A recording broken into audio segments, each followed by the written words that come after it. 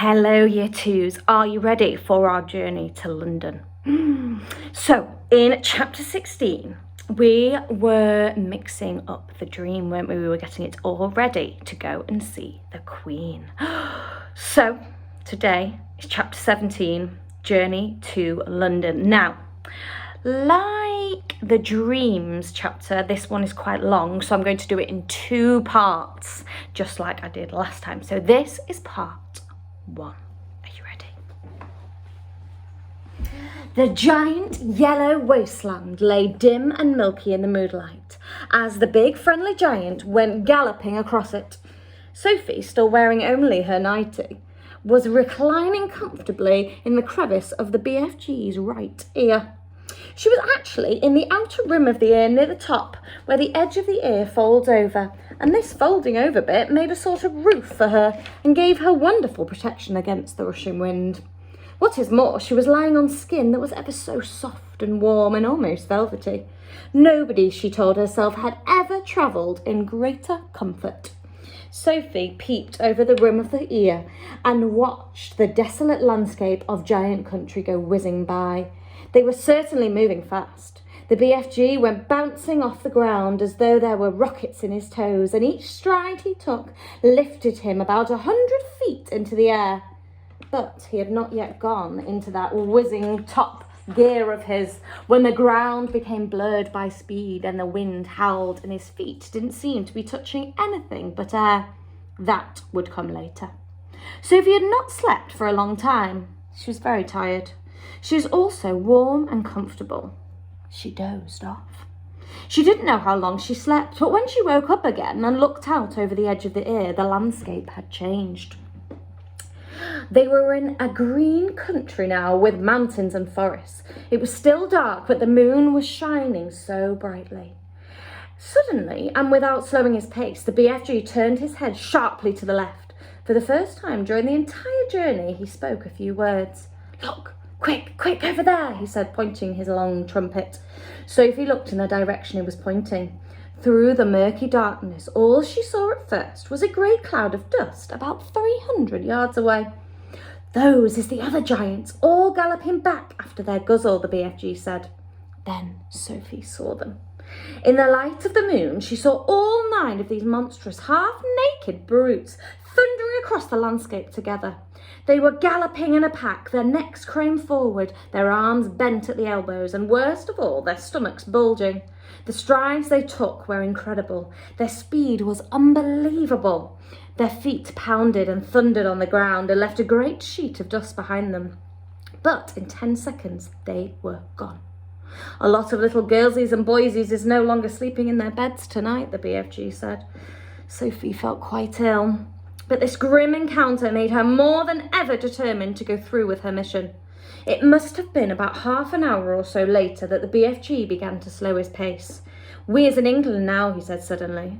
Dark though it was, Sophie could see that they were in a country of green fields with neat hedges in between the fields.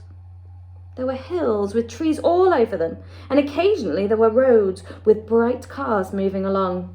Each time they came to a road, the BFG was over it and away, and no motorist could even possibly have seen anything except a quick black shadow flashing overhead.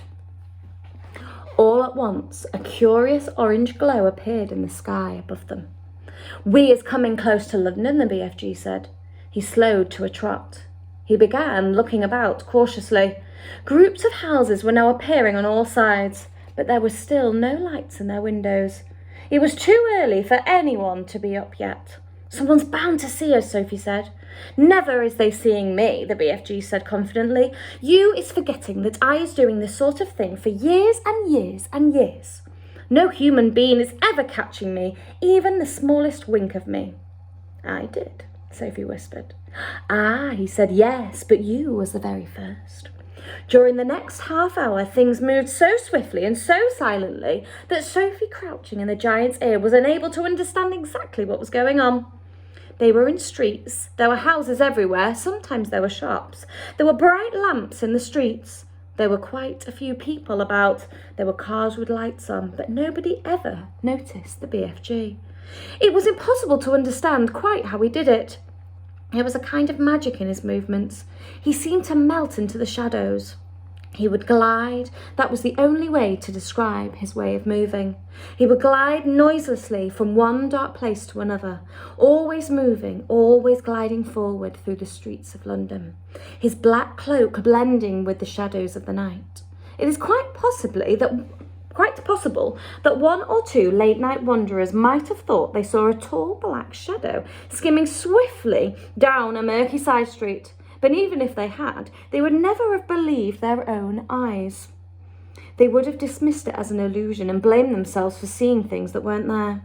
Sophie and the BFG came at last to a large place full of trees. There was a road moving through it and a lake. There were no people in this place, and the BFG stopped for the first time since they had set out from his cave many hours before. "What's the matter?" Sophie whispered in her under-the-breath voice.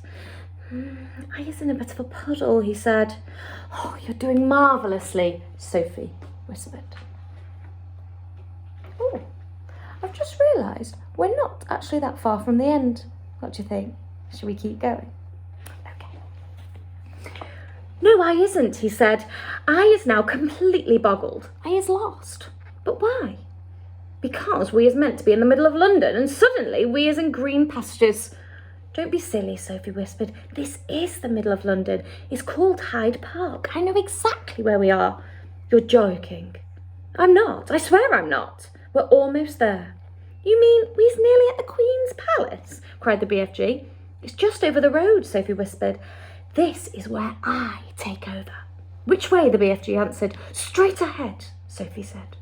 The BFG trotted forward through the deserted park. "Now stop." The BFG stopped. "You see that huge roundabout ahead of us, just outside the park?" Sophie whispered.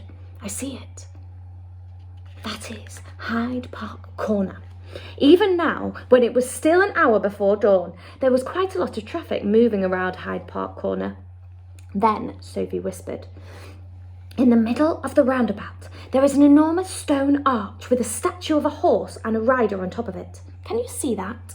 The BFG peered through the trees. "Are you seeing it?" he said.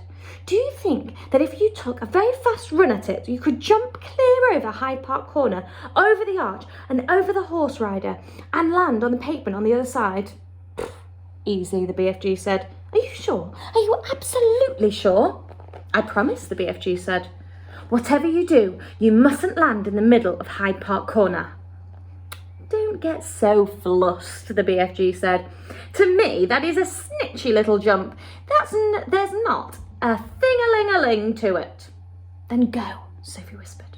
The BFG broke into full gallop. He went scorching across the park, and just before he reached the railings that divided it from the street, he took off. It was a gigantic leap. He flew high over Hyde Park Corner and landed as softly as a cat on the pavement on the other side. "Well done," Sophie whispered. "Now quick, over that wall." Directly in front of them, bordering the pavement, there was a brick wall with fearsome-looking spikes all along the top of it. A swift crouch and a leap, and the BFG was over it. "We're there," Sophie whispered excitedly. "We're in the Queen's back garden."